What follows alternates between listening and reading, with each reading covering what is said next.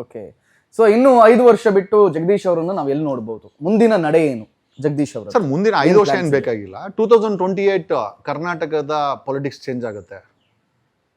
ಅಧಿಕಾರ ಹಿಡಿಯುವಂತ ಕೆಲಸ ನಾವು ಮಾಡ್ತಾ ಇದ್ದೀವಿ ಡೆಫಿನೆಟ್ಲಿ. ಅದರಲ್ಲಿ ಎರಡನೇ ಮಾತು, ಯಾಕಂದ್ರೆ ಖಾಲಿ ಬೆಂಗಳೂರು ಕ್ಷೇತ್ರ ಮಾತ್ರ ಇಲ್ಲ, 224 ಕ್ಷೇತ್ರಗಳಿವೆ. 224 ಕ್ಷೇತ್ರದಲ್ಲೂ ಗೆದ್ದು ಬರುವ ಆತ್ಮವಿಶ್ವಾಸ ಇದೆಯಾ ನಿಮ್ಗೆ? 100% ಸರ್.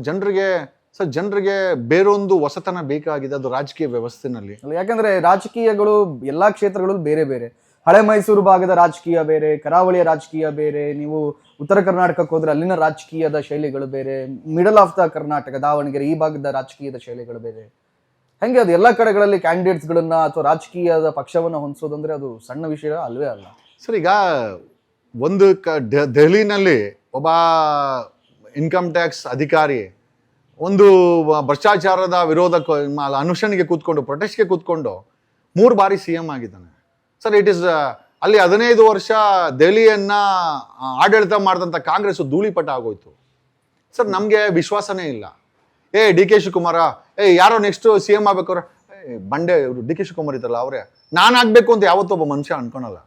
ಯಾವತ್ತ ಮನುಷ್ಯ ಅನ್ಕೊಂತಾನೆ ಒಬ್ಬ ಟೀಮ್ ಆರೋನು ನಮ್ಮ ದೇಶದಲ್ಲಿ ಪ್ರಧಾನಮಂತ್ರಿ ಆಗ್ತಾನೆ, ಒಬ್ಬ ಬಂಡೆ ಡೆಪ್ಯೂಟಿ CM ಆಗ್ತಾನೆ, ಒಬ್ಬ ಆದಿವಾಸಿ ಹೆಣ್ಮಗಳು ದೇಶದ ರಾಷ್ಟ್ರಪತಿ ಆಗ್ತಾರೆ.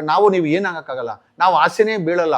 ಅದಾ 224 ಆಗಲ್ಲ ಬಿಡುಗರು, ಅದೇನಿದ್ರು ಬಂಡೆಗೆ ಸರಿ, ಯಡಿಯೂರಪ್ಪನಿಗೆ ಸರಿ, ನಮ್ಮ ಬ್ರದರ್ ಕುಮಾರನಿಗೆ ಸರಿ ಅಂತೀವಿ. ಈ 3 ಜನ ಬಿಟ್ಟು ಬೇರೆಯವ್ರು ಕೂಡ ಮಾಡ್ಬೋದನ್ನ ಆತ್ಮವಿಶ್ವಾಸ ಯಾರಲ್ಲೂ ಇಲ್ಲ.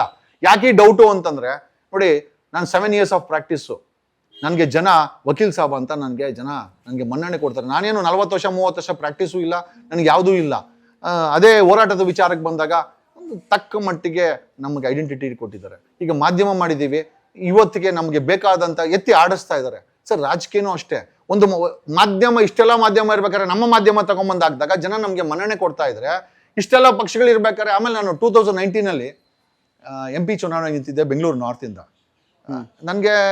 ನಾನು ಇಂಡಿಪೆಂಡೆಂಟ್ ನಿಂತ್ಕೊಂಡಿದ್ದೆ, ಸುಮ್ಮನೆ ಟೆಸ್ಟ್ ಮಾಡ್ಕೊಳ್ಳೋಣ ಅಂತ, ಬೇರೆ ಏನೂ ಇಲ್ಲ. ನಾನು ರಾಜಕೀಯಕ್ಕೆ ಫಿಟ್ ಆಗ್ತೀನಾ ಇಲ್ಲ ಅಂತ ಟೆಸ್ಟ್ ಮಾಡ್ಕೊಳಕ್ಕೋಸ್ಕರ 2019 ಆವಾಗ ಗೆದ್ದಿದ್ದು ಸದಾನಂದ ಗೌಡ್ರು, ರನ್ನರ್ ಅಪ್ ಕೃಷ್ಣ ಬರೇಗೌಡ, 3ನೇ ಸ್ಥಾನಕ್ಕೆ ನಾನು 8,500 ಓಟನ್ನು ತಗೊಂಡೆ ಸರ್. ನಾನು ಒಂದು ಟೆಸ್ಟ್ ಮಾಡೋಕ್ಕೆ ರಾಜಕೀಯದಲ್ಲಿ MP ನಿಂತ್ಕೊಂಡ್ರೆ 8,500 ಓಟ್ ಹಾಕ್ತಾರೆ ಜನ ಅಂತಂದ್ರೆ ಒಂದು ಕಾರ್ಪೊರೇಟರ್ ಓಟು. ನಾನು ಯಾವ ಪಕ್ಷದಿಂದ ನಿಂತ್ಕೊಂಡಿಲ್ಲ, ನನಗೆ ಯಾವ ಬ್ಯಾಕ್ಗ್ರೌಂಡು ಇಲ್ಲ, ನನ್ನ ಹತ್ರ ದುಡ್ಡು ಇರಲಿಲ್ಲ ಖರ್ಚು ಮಾಡೋಕ್ಕೆ, ದುಡ್ಡು ಖರ್ಚು ಮಾಡಲಿಲ್ಲ. ನಾನು 8,500 ಓಟ್ ಕೊಡ್ತಾರೆ ಅಂತಂದ್ರೆ ಡೋಂಟ್ ಯು ಥಿಂಕ್ ನಾನು ಎಲಿಜಿಬಿಲಿಟಿ ಇದೆ ಅಂತ ರಾಜಕೀಯಕ್ಕೆ ಅಂತ ಅನ್ಸೋಲ್ಲ?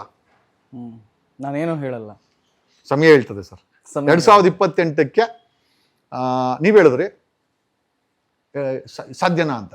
ನಮ್ಮದು ಒಂದೇ ಒಂದು ಸರ್, ನಾವು ಗೆಲ್ಸಕ್ಕಾಗಿಲ್ಲ ಅಂದ್ರು 224 ಕ್ಷೇತ್ರದಲ್ಲಿ ಸೋಲಿಸ್ತೀವಿ.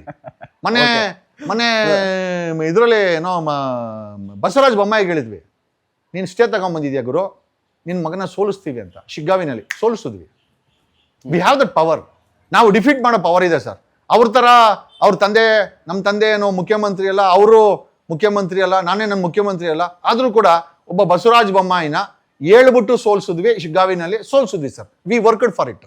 ಆಮೇಲೆ ಒಂದು ಲಿಂಗಾಯತರೇ ಇರುವಂಥ ಬೆಲ್ಟಲ್ಲಿ ಒಬ್ಬ ಮುಸಲ್ಮಾನ ಗೆಲ್ತಾನೆ ಅಂತಂದ್ರೆ ಎಷ್ಟರ ಮಟ್ಟಿಗೆ ಅಸಹ್ಯ ಹುಟ್ಟಿಸಿರ್ಬೇಕು ಈ ಬಸವರಾಜ ಬೊಮ್ಮಾಯಿ ಅವರ ಆಡಳಿತ, ನೀವೇ ಯೋಚನೆ ಮಾಡಿ.